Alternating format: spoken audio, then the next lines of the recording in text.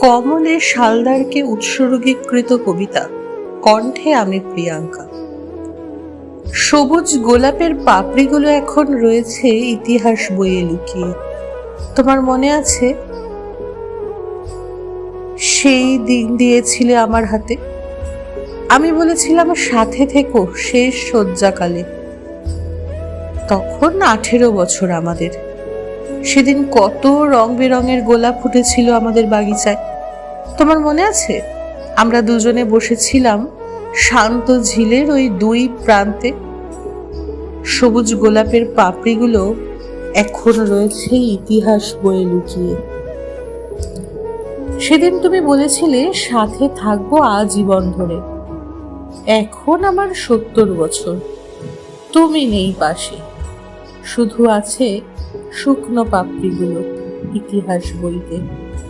শুধু তুমি নেই, তুমি নেই। আজ 70-এ শেষ শয্যাকালে মনে পড়ে তখন 18 বছর আমাদের। সবুজ গোলাপের পাপড়িগুলো এখন রয়েছে ইতিহাস বইয়ে লুকিয়ে।